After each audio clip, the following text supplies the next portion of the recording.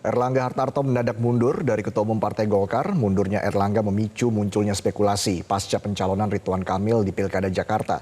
Benarkah Erlangga mendapat intervensi dari pihak eksternal? Kita akan membahasnya bersama analis politik Poltreking Hanta Yuda serta Wakil Ketua Umum Partai Golkar Nurdin Halid. Selamat sore Pak Nurdin, selamat sore Bang Hanta. Selamat sore, Assalamualaikum. Waalaikumsalam. Baik, kita akan melanjutkan perbincangan kita dan pembahasan kita untuk tema kita hari ini, tapi harus jeda dulu. Prime Time News akan kembali saat lagi pemirsa. Baik pemirsa, kita lanjutkan diskusi kita pada hari ini. Saya langsung ke Pak Nurdin. Pak Nurdin, jadi apa alasannya Erlangga Hartarto secara mendadak mundur dari posisi Ketua Umum Partai Golkar, Pak Nurdin? Ya, tentu alasan yang pasti hanya Pak Erlangga seorang diri yang paling tahu. Yang pasti bahwa beliau mundur di tengah-tengah Golkar sangat berprestasi dan kondisi Golkar sangat kondusif, sangat solid di semua tingkatan, baik di tingkat pusat, provinsi maupun kabupaten kota seluruh Indonesia. Nah, pengunduran diri juga tentu mungkin Pak Erlangga ingin berkonsentrasi di pemerintahan atau konsentrasi yang mengurus keluarga, ada memberikan ruang kepada kader-kader Partai Golkar untuk melanjutkan daripada kepemimpinan Pak Erlangga. Nah, ini juga sebenarnya bagus karena beliau mundur dalam kondisi Golkar di mana kita dalam pileg berhasil, pilpres pun berhasil. Nah, mengenai alasannya, ya tidak bisa kita mengatakan tidak tekanan, tapi saya yakin tekanan itu bukan dari kekuasaan, ya mungkin tekanan dari keluarga, tekanan dari pihak-pihak yang mungkin tidak menghendaki Golkar ini terus dipimpin oleh Pak Erlangga. Karena Pak Erlangga ini sudah 7 tahun memimpin Partai Golkar dan termasuk Ketua Umum Golkar yang berhasil daripada mengendalikan, meningkatkan daripada perolehan suara Partai Golkar dan juga memenangkan pileg dan pilpres. Mengenai alasan mendasar, kita juga kaget ya saya sebagai wakil ketua umum karena juga tidak ada informasi sebelumnya, dan minggu lalu saya masih berkomunikasi dengan ketua umum, tidak ada tanda-tanda untuk mengundurkan diri. Nah, ini pasti ada alasan yang sangat pribadi yang pasti orang lain tidak mengetahui secara pasti apa penyebab utama dari pengunduran beliau. Tapi keyakinan saya bahwa mungkin beliau ingin konsentrasi pemerintah, konsentrasi mengurus keluarga, dan mungkin juga perusahaan-perusahaan beliau sehingga memberi ruang kepada kader Partai Golkar untuk memimpin Partai Golkar ke depan. Gitu. Baik, jika alasannya memang untuk menjaga keutuhan partai, bukankah seharusnya Pak Erlangga tidak mundur dari posisi ketum Golkar, Pak Nurdin? Sebetulnya partai sekarang sangat utuh ya, sangat solid Partai Golkar hari ini, tidak ada gejolak-gejolak yang berarti, tidak ada. Kalau perbedaan pasti ada ya, tapi perbedaan itu selalu diselesaikan dengan musyawarah mufakat. Perbedaan dalam internal Golkar ada mekanisme di rapat partai baik formal maupun informal, dan kita menerapkan manajemen dengan pendekatan kekeluargaan. Jadi di Partai Golkar ini hari ini ya, itu tidak ada sama sekali gejolak yang membuat terjadinya keonaran partai, yang membuat terjadinya perselisihan yang kemudian membuat bisa memecah belah partai. Sama sekali tidak ada hari ini, dan itu keberhasilan Pak Erlangga dalam memimpin Partai Golkar. Tetapi mungkin ada pertimbangan yang sangat pribadi yang kami ini sebagai wakil ketua sama sekali tidak memahami apa alasan yang sangat pribadi itu. Tapi saya yakin bahwa alasan itu adalah tentu sangat pribadi bagi Pak Erlangga. Oke, Pak Nurdin, sebenarnya dinamika di internal Partai Golkar seberapa alot sehingga akhirnya menyetujui Pak Erlangga harus mundur dari Ketua Umum Partai Golkar, Pak Nurdin? Ini tidak perlu persetujuan karena beliau sendiri yang menyatakan diri secara ikhlas ya, dengan penuh keseriusan mengundurkan diri tanpa ada permintaan dari pihak manapun ya, khususnya dari pihak internal Golkar. Jadi tidak ada perbedaan tentang hal itu karena beliau sendiri secara pribadi dengan alasan pribadi menyatakan mengundurkan diri. Dan ini tidak perlu ada persetujuan daripada partai tentang hal itu. Nah, tinggal ini partai harus segera melakukan konsolidasi karena tidak boleh ada waktu yang lama untuk terjadinya kekosongan kepemimpinan di Partai Golkar Karya. Kalaupun kita ada beberapa ketua umum termasuk ketua umum, tapi harus satu mekanisme untuk segera menunjuk PLT ketua umum sehingga roda organisasi itu tetap bisa berjalan sesuai dengan anggaran dasar rumah tangga dan peraturan organisasi. Insya Allah mungkin hari Selasa lusa kita sudah melakukan rapat pleno untuk menentukan PLT ketua umum dan mensahkan daripada pengunduran diri Pak Erlangga Hartarto. Saya langsung ke Bang Hanta kalau begitu. Bang Hanta, ini juga pastinya kan mengejutkan Anda. Apalagi Pak Erlangga sudah merapatkan barisan dengan pengurus DPD maupun Ormas sayap Golkar agar ia terpilih lagi pada Munas Desember nanti. Apa yang janggal di sini menurut Anda, Bang Hanta? Apakah ada invisible hand yang bermain sehingga Pak Erlangga harus mundur dari posisi ketum Golkar atau seperti apa? Tanggapan Anda, reaksi Anda seperti apa, Bang Hanta? Iya, memang cukup mengejutkan ya yang kita ikuti dinamika terakhir di Pilkada DKI ketika Pak Erlangga ditanya tentang siapa wakil Ridwan Kamil. Yang saya tangkap terakhir itu saja bahwa kemungkinan inisial S, ya, kabarnya berpasangan dengan PKS. Sisi yang lain juga banyak bertebaran di Jakarta spanduk Kaisang. Nah, itu kira-kira perkembangan terakhir yang saya tangkap ada itu. Nah, Reza, menurut saya memang kalau kita melihat menganalisa ya faktor penyebab penurunan Pak Erlangga ini, menurut saya ada dua ya cara kita melihatnya, secara faktor internal atau faktor eksternal. Kalau bicara Golkar, itu faktor internal biasanya adalah potensi turbulensi faksi. Jadi terjadi faksionalisasi antar faksi yang biasanya mengalami benturan di internal Golkar, itu kencang menjelang pemilihan penentuan calon presiden dari Partai Golkar, penentuan ketua umum ketika Munas atau Munaslup, itu kerap terjadi. Tapi betul untuk kali ini seperti Pak Nurdin katakan, kita tidak melihat terlalu kuat meskipun di Golkar tidak bisa dipungkiri ada faksi-faksionisme, tapi tidak ada faksionisme yang tajam kali ini. Nah, karena itu ada faktor yang kedua yang bisa kita dalami, faktor eksternal. Turbulensi itu kan biasanya justru terjadi dari faktor eksternal. Ibarat pesawat terbang kalau kita menyebut Golkar sedang mengalami ada goncangan badai politik eksternal yang cukup kencang ini. Saya tidak tahu seperti tadi istilahnya faktor pribadi dan seterusnya pertimbangannya, tapi dua faktor ini saya melihat faktor eksternal relatif jauh lebih determinan ya ketimbang faktor internal. Tetapi tidak bisa dipisahkan, nanti dia berkelindan. Pasti ada faktor internal, kemudian ada perbedaan dinamika politik dan seterusnya. Yang kedua, yang penting itu adalah mengapa sebenarnya kalau kita asumsikan ada tekanan supaya mundurnya Erlangga dari ketua umum atau itu inisiatif Pak Erlangga, pertanyaannya yang penting itu mengapa harus mundur. Saya ingin memberi dua catatan hari ini. Posisi ketua umum partai apapun, apalagi partai Golkar, itu memiliki dua peran amat sangat strategis per hari ini. Satu, dia sebagai veto player dalam dinamika politik penentuan calon kepala daerah lebih dari 500 kabupaten, kota, dan provinsi se-Indonesia. Dan ini memiliki implikasi kalau ada perubahan ketua umum bisa jadi merubah keputusan yang sudah ada di Partai Golkar sebelumnya yang sudah mengusung nama. Apalagi yang menjadi sentral adalah isu di Pilkada DKI, Pilkada Jawa Tengah, Pilkada yang lainnya. Yang kedua, Ketua Umum Golkar ini juga sangat menentukan nanti siapa yang menjadi pemegang hak prerogatif menteri-menteri yang akan ditawarkan, yang akan disodorkan kepada Presiden terpilih Prabowo. Siapa akan menjadi utusan dari Golkar. Jadi Ketua Umum Golkar itu seksi hari ini. Karena itu Golkar mengadakan Munas pada bulan Desember dan di bulan Agustus Munaslup itu memiliki implikasi yang sangat besar sekali. Jadi kalau kemudian ada Munaslup, maka ada orang baru nanti yang akan menentukan dua poin penting yang saya katakan tadi, yaitu kemungkinan akan merubah konstelasi, mungkin bisa jadi koreksi 1-2 daerah di pilkada yang menyiapkan nanti kontestasi politik nasional. Karena itu kemunduran, saya membaca kemunduran dari Pak Erlangga ini pintu masuk untuk Munaslup pergantian ketua umum. Jadi poinnya pasti penggantian ketua umum, tapi harus ada prakondisi. Seperti tadi akan ada pleno PLT ketua umum menyiapkan Munaslup. Nah, dari Munaslup inilah nanti pemilihan ketua baru. Faktor penentu ketua umum sangat ditentukan biasanya kalau bicara Golkar, Pak Nurdin sangat paham sekali, 3 faktor yang sangat menentukan nanti. Satu, faktor kekuasaan, artinya siapa yang paling dapat restu dan pengaruh kekuasaan. Kedua adalah kekuatan logistik politik, dan ketiga adalah kekuatan jejaring pemilik suara atau organisasi di bawah. Tapi yang paling menentukan di Golkar, saya harus mengatakan faktor nomor 1. Siapa yang paling mendapatkan restu kekuatan di kekuasaan sangat penting dan biasa menjadi pemenang. Apalagi kalau ternyata memegang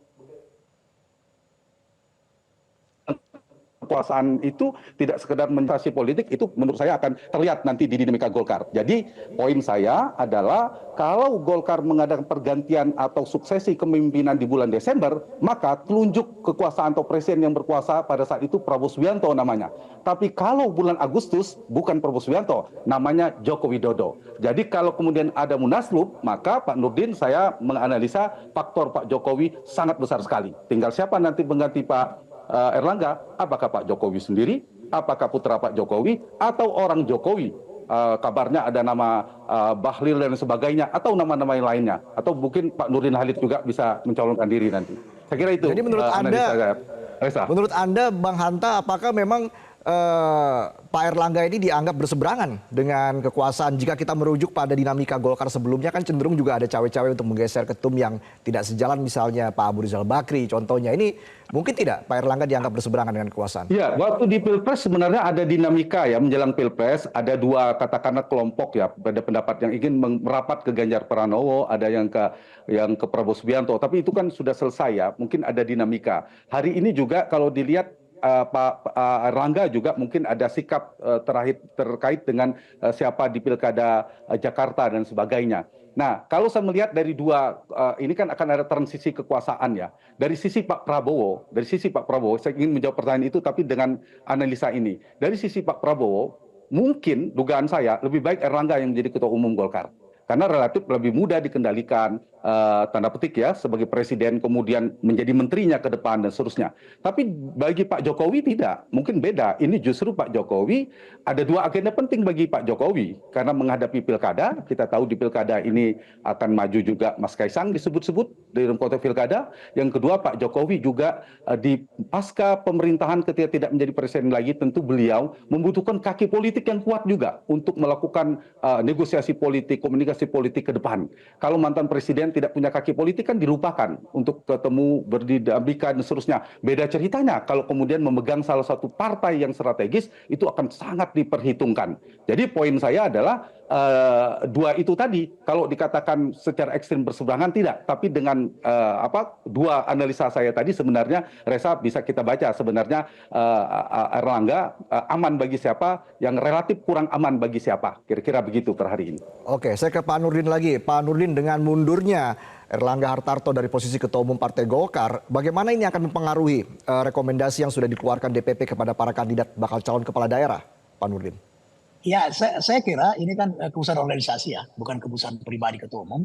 Sepanjang keputusan penetapan pilkada itu melalui mekanisme sistem yang ada di Partai Golkar, maka saya kira tidak ada alasan untuk merubah. Tapi apabila ada prosedur yang tidak sesuai dengan anggaran dasar rumah tangga peraturan organisasi tentang penetapan calon-calon pilkada, ya itu tentu akan dilakukan revisi atau perubahan. Dan itu sangat dimungkinkan karena tentu juga ada kepentingan-kepentingan yang lebih besar, itu kepentingan partai, kepentingan nasional dan sebagainya. Dan saya ini terakhir ya, karena saya ada acara yang tidak bisa saya tinggalkan juga. Jadi mohon pamit Baik. Singkat saja Pak Nurdin, ini baik. Pak Nurdin, terakhir mungkin tidak akan timbul gejolak terutama di pengurus daerah dengan mundurnya Pak Erlangga dari posisi ketum? Saya yakin sekarang ini Golkar kan sangat kondusif ya, sangat solid sekarang ini. Sepanjang itu pengunduran diri Pak Erlangga, kemudian nanti penggantinya merupakan kesepakatan melalui mekanisme organisasi, maka tidak akan terjadi gejolak. Tapi ketika ada intervensi dan itu memaksakan keadaan, itu bisa menciptakan gejolak. Tapi saya yakin tidak ada orang di Indonesia yang sekarang yang mau mengubah Partai Golkar. Partai Golkar partai pemenang kedua dan sangat dibutuhkan oleh negara, oleh siapapun yang berkuasa untuk menciptakan stabilitas politik negeri ini dalam proses membangun Indonesia ke depan. Apalagi Pak Prabowo, di mana Golkar adalah salah satu partai yang ikut memenangkan beliau, dan kedekatan Partai Golkar dengan Pak Jokowi, kedekatan dengan Pak Prabowo itu adalah tak terpisahkan dalam setiap konsensus proses pembangunan ke depan. Jadi insya Allah tidak akan ada intervensi dan tidak akan ada gejolak. Itu. Baik. Bang Hanta, tanggapan Anda seperti apa? Terima kasih, Bang Hanta? saya pamit ya. Baik, terima kasih Pak Nurdin sudah bergabung bersama kami dalam Prime Time News. Saya langsung ke Bang Hanta. Bang Hanta, mungkin tidak akan timbul gejolak terutama di pengurus daerah pasca mundurnya Ketua Umum Partai Golkar Erlangga Hartarto? Potensi itu cukup besar ya menurut saya, meskipun per hari ini kita melihat tidak ada demi keutuhan dan seterusnya, tetapi gejolak itu mungkin saja terjadi. Nanti kita lihat di Munaslup. Munaslup ini setelah ada pleno penentuan PLT Ketua Umum Golkar, kemudian menentukan agenda Munaslup. Nah, nanti di Munaslup nanti akan ada isu nanti mekanisme pemilihan Ketua Umum, persyaratan Ketua Umum, merubah ADART, bolehkah yang di luar Partai Golkar tiba-tiba menjadi Ketua Umum. Mungkin isu-isu itu yang akan mungkin menjadi gejolak dalam tanda petik istilah Reza. Tetapi jika tanda petik, saya menggunakan tanda petik, cengkraman faktor eksternal cukup kuat, gejolak itu relatif teratasi. Jadi gejolak itu konsolidasinya itu konsolidasi yang dikendalikan atau terkendali biasanya di Golkar, biasanya untuk mencari titik keseimbangan di internal partai Golkar. Tergantung nanti, Reza, bagaimana dibuka secara terbuka atau tidak pemilihan ketua umumnya atau tidak. Terbuka itu begini, seperti misalnya pemilihan ketua umum sebelumnya di era Setia Novanto yang memenangkan pertarungan atau sebelumnya Abu Rizal Bakri, itu kan dibuka. Nah, ketika dibuka, kekuasaan tidak langsung turun, hanya bagian dari semua meminta restu dan sebagainya. Mungkin dalam makna gejolak, dinamika gejolak makna positifnya, nanti ada tim-tim yang akan masing-masing tim pemenangan sukses dari calon ketua umum. Tapi kalau misalnya aklamasi tidak ada ketua umum, tiba-tiba nanti pengurus memutuskan untuk aklamasi mengusung orang kuat untuk mengendalikan Golkar, itu ceritanya akan berbeda. Jadi tergantung ini dua itu.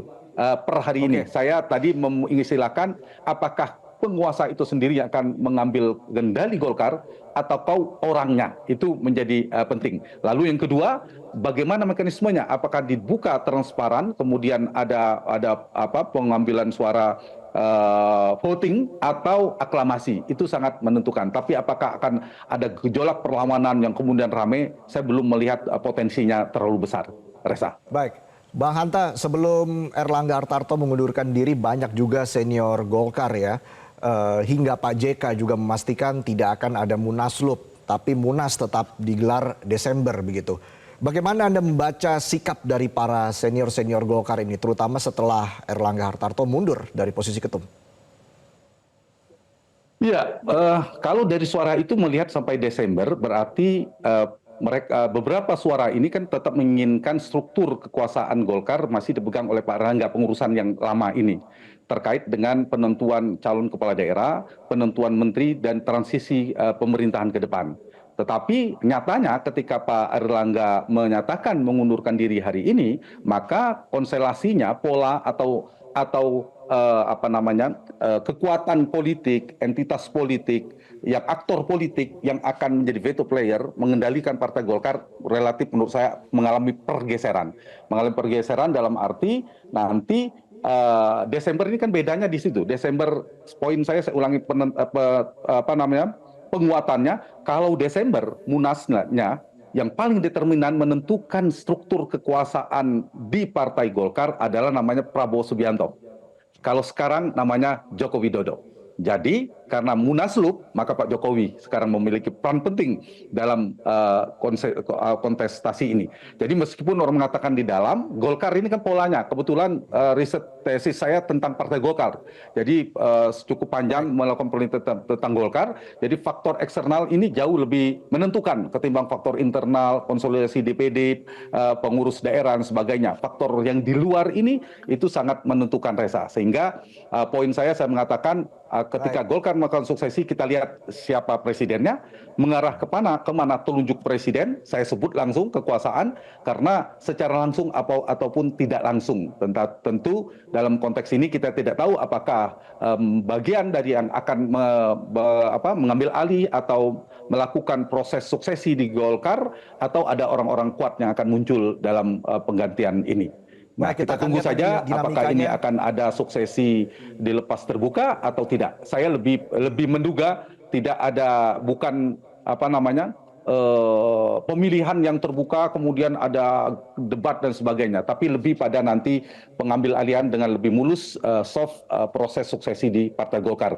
Dan implikasinya dua. Implikasinya adalah kemungkinan ada sedikit koreksi di partai di penentuan kepala daerah. Yang kedua, implikasinya siapa yang akan menetorkan nama di menteri-menteri Golkar di pemerintahan baru terakhir nanti. Dan satu lagi implikasinya, ini bisa jadi, saya ingin mungkin ini terakhir kita diskusi sesi ini, Reza, ini bisa jadi kabar baik bagi Pak Jokowi, kabar kurang baik bagi Pak Prabowo.